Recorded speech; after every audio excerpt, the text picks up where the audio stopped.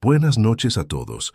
Soy el narrador de Crónicas de Miedo, y estoy aquí para acompañarte en la oscuridad con una historia que quizá no te deje dormir. Así que antes de empezar, asegúrense de suscribirse al canal y darle me gusta al video. Me encantaría saber de dónde son y a qué hora están viendo esto. Y si tienen una historia o un testimonio por contar, coméntala en los comentarios que yo la contaré por ti, así que, cuando estén listos, pónganse cómodos y relájense. Lo que voy a narrar ocurrió hace aproximadamente 2 años. En ese momento, Laura Méndez llevaba varios meses de haber terminado con una relación y sentía que era hora de volver a conocer personas nuevas. Una amiga suya, Natalia, le recomendó probar suerte descargando una aplicación de citas, asegurándole que a ella le había ido bastante bien conociendo gente en ese lugar. Laura al principio dudaba, pero terminó haciéndole caso y creó su perfil. Durante las primeras semanas la experiencia fue positiva. Había tenido un par de citas agradables, conversaciones interesantes, y aunque nada se había vuelto realmente duradero, pensaba que su amiga no se había equivocado. Fue entonces cuando hizo match con un joven llamado Marcos Rivas. Empezaron a conversar durante varios días y de inmediato sintió una conexión especial. Él era guapo, alto, pelirrojo, con gafas que le daban ese aire intelectual que tanto la atraía. Sus ojos verdes y su barba bien cuidada lo hacían aún más atractivo. Además tenía un humor fino que la hacía reír con facilidad, compartía datos curiosos que parecían salir de la nada y siempre lograba alegrarle el día. Tras varias semanas de charlas, Marcos la invitó a una primera cita. Se encontraron en una cafetería concurrida en el centro comercial más popular de la ciudad. Desde el primer momento, la conversación fue tan fluida como en sus mensajes. Rieron, compartieron anécdotas de la infancia y hablaron de películas y libros. Para Laura, aquella velada fue extraordinaria, la mejor en mucho tiempo. Al despedirse, Marcos la acompañó hasta su auto y le dio un breve y tierno beso que dejó en ella la sensación de que vendrían más. Los días siguientes siguieron hablando y planearon una segunda salida. Esta vez, Marcos organizó algo distinto. Un paseo al aire libre en un parque rodeado de flores de primavera. Alimentaron patos en el lago, jugaron a mojarse con el agua y luego extendieron una manta para compartir un picnic de frutas, vino y sándwiches que él había preparado. En un momento, Marcos tomó la mano de Laura, entrelazó sus dedos y la besó. Todo parecía perfecto, tan perfecto que resultaba difícil creerlo. Fue entonces cuando llegó la tercera cita. Marcos la invitó a su departamento para descorchar una botella de vino especial que, según él, había estado guardando para esa ocasión. Laura dudó un poco, pero se sentía cómoda con él y aceptó. Antes de salir, avisó a su mejor amiga, como siempre hacía, que enviaría un mensaje al regresar. Se arregló con un vestido veraniego ligero, planchó su cabello y se pintó las uñas. Quería verse bien. El edificio era moderno y quedaba cerca del centro. El departamento estaba en el 7º piso. Marcos la recibió sonriente, aunque Laura notó algo diferente. No llevaba gafas y vestía de manera muy descuidada, con un pantalón deportivo gris y una camiseta negra. Aquello la decepcionó un poco, pero pensó que quizá solo quería estar cómodo en su propia casa. El lugar estaba limpio, pero casi vacío de muebles, y había un fuerte olor a cloro, como si hubiera hecho limpieza profunda minutos antes. Él le indicó que se sentara en el sofá mientras iba a buscar el vino. Regresó con 2 copas llenas de tinto oscuro, sonriendo ampliamente. Brindaron y comenzaron a charlar.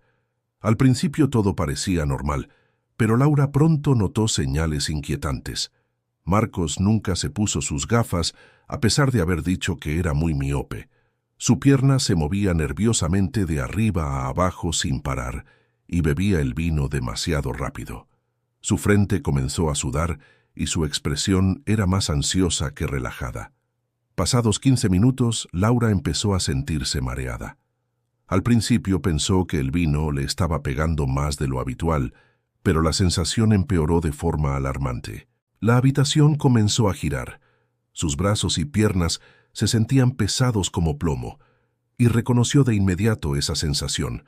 Alguien había puesto algo en su bebida.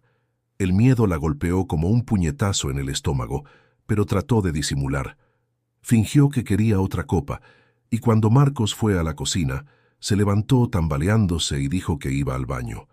Con gran esfuerzo llegó hasta el pasillo, entró al baño y cerró el pestillo con las manos temblorosas. Sacó su teléfono y marcó al 911, logrando balbucear: «Estoy en una cita, me drogaron». La operadora alcanzó a decirle que la policía iba en camino antes de que todo se desvaneciera. Lo último que recuerda son golpes violentos en la puerta, la voz de Marcos gritando furioso palabras que no podía entender, y después imágenes confusas, luces, sirenas, rostros extraños, médicos hablando de toxinas y fluidos, un pinchazo en el brazo. Luego, silencio. Cuando despertó, estaba en una cama de hospital, con un pitido constante a su lado y agujas en las venas. Un detective, el inspector Ramírez, le explicó que habían encontrado pruebas de que Marcos había repetido el mismo patrón con al menos media docena de mujeres. Todas relataban la misma estrategia: 2 citas perfectas, la tercera en su departamento y el vino como vehículo de la trampa. Laura sintió un escalofrío al imaginar lo que pudo pasarle. El proceso judicial fue largo, y lo más aterrador fue escuchar los testimonios de otras víctimas. Supo que había tenido suerte. Marcos Rivas fue condenado y pasará muchos años en prisión. Ella aprendió a tomar medidas de seguridad más estrictas al conocer a alguien en línea y, sobre todo, a no ignorar nunca esas pequeñas señales que la intuición advierte. Meses después de aquel incidente, Laura se sentía más cautelosa con las aplicaciones. Sin embargo, en la universidad conoció a través de una app a un joven llamado Martín Duarte. A simple vista parecía amable, educado y con buenos modales. Después de conversar unos días, aceptó salir con él a cenar en un pequeño restaurante cerca del campus. Durante la cita, Martín fue todo un caballero. Abrió la puerta, corrió la silla, escuchó atento y parecía divertido. La velada fue tranquila hasta el final, cuando de pronto, sin previo aviso, deslizó su mano sobre el muslo de Laura, bajo la mesa. Ella retiró su mano con firmeza y le dejó claro que no estaba interesada en ese tipo de acercamientos tan rápidos. La expresión de Martín cambió por un instante, tensándose, pero finalmente guardó silencio. Al despedirse, él intentó besarla sin su consentimiento, y aunque Laura lo rechazó con educación, se fue con una sensación incómoda. Lo que vino después fue peor. Al día siguiente comenzaron los mensajes. Primero eran halagos, luego insistencias, después ruegos y finalmente amenazas veladas. Martín parecía incapaz de aceptar un no como respuesta. En menos de 2 días ya había enviado más de 50 mensajes, algunos escritos en mayúsculas, como si gritara a través de la pantalla. «Respóndeme. ¿Por qué me ignoras? Sé que eres la indicada». Laura intentó evitarlo sin enfrentamientos directos, pero pronto notó que aquello escalaba de manera peligrosa. Una noche, mientras asistía a una conferencia en la universidad, apagó su teléfono. Al encenderlo más tarde, encontró casi 100 mensajes de texto y 30 llamadas perdidas de Martín. La obsesión crecía. En algunos mensajes le decía que estaba enamorado, en otros la insultaba, y en algunos llegaba a amenazarla con ir a buscarla si no respondía. Con el paso de los días, Martín comenzó a aparecer en sus redes sociales. Comenzó a comentar todas sus fotos en Facebook, incluso en publicaciones antiguas, dejando mensajes extraños y fuera de lugar. Laura lo bloqueó, pero al poco tiempo empezó a recibir correos electrónicos desde distintas direcciones. Los mensajes eran cada vez más inquietantes. «No puedo dejar de pensar en ti. No me ignores, me matas lentamente». La situación la estaba desgastando emocionalmente. Empezó a tener miedo de salir sola, y su ansiedad crecía cada vez que escuchaba una notificación en el teléfono. El verdadero pánico llegó una tarde en el café donde trabajaba medio tiempo. Sus compañeros mencionaron que había un hombre esperando fuera desde hacía horas, sentado en las escaleras, observando hacia adentro. Cuando Laura se asomó, sintió que el corazón se le detenía. Era Martín, mirándola fijamente con una sonrisa inquietante. Corrió hacia la oficina de la gerente y le explicó lo que sucedía. La mujer, comprensiva, la resguardó dentro y llamó a la policía. Mientras tanto, Martín seguía afuera, inmóvil, como si esperara. Cuando los agentes llegaron, él intentó minimizar la situación, pero Laura había tenido la precaución de guardar capturas de todos los mensajes amenazantes que le había enviado. Aquellas pruebas fueron suficientes para que las autoridades emitieran una orden de alejamiento. Tras aquella advertencia policial, Martín desapareció durante meses. Laura pensó que todo había terminado hasta que, un año más tarde, conoció a una chica en un bar. La conversación derivó hacia experiencias con aplicaciones de citas y aquella joven, llamada Valeria López, comenzó a contarle su propia pesadilla. Un hombre que había conocido la acosaba sin descanso, enviándole mensajes a todas horas, siguiéndola e insistiendo en que estaban destinados a estar juntos.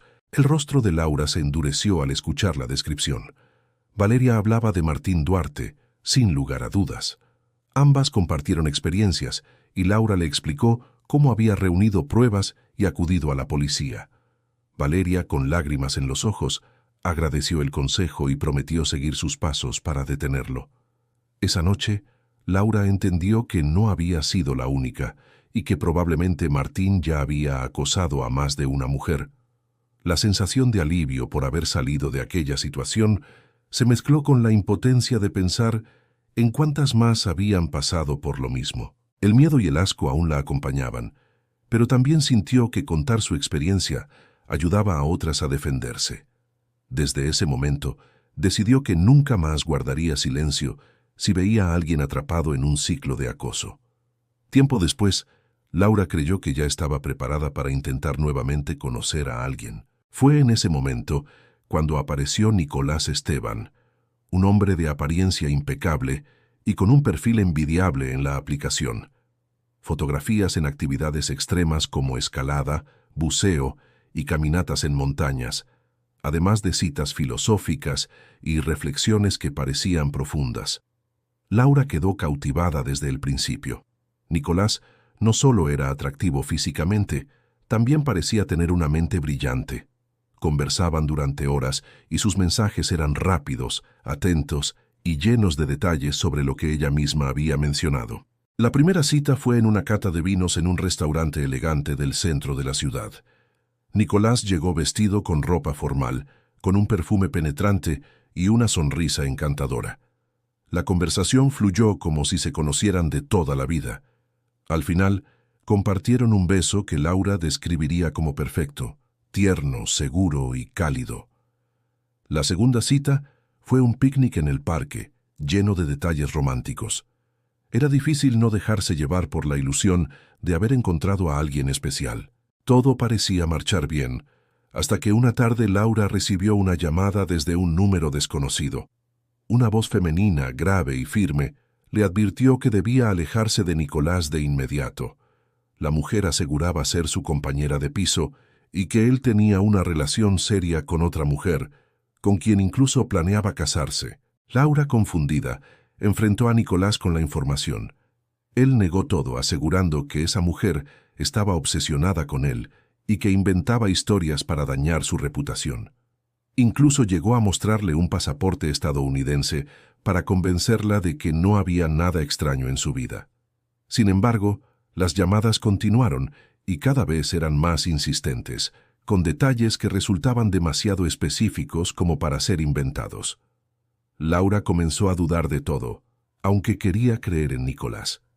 Una noche, decidida a comprobar la verdad, fue hasta su apartamento sin avisar. Apenas estacionó el auto, una joven alta se acercó a ella. Era la voz que había escuchado tantas veces. Esta vez no solo le habló, también le mostró fotografías y un video donde se veía claramente a Nicolás con otra mujer. El detalle que más la golpeó fue que en el video él llevaba la misma ropa que usó en la primera cita con Laura, y la fecha coincidía con ese día. El corazón se le rompió en 1000 pedazos. Mandó las pruebas a Nicolás con un mensaje claro. No quiero volver a saber nada de ti.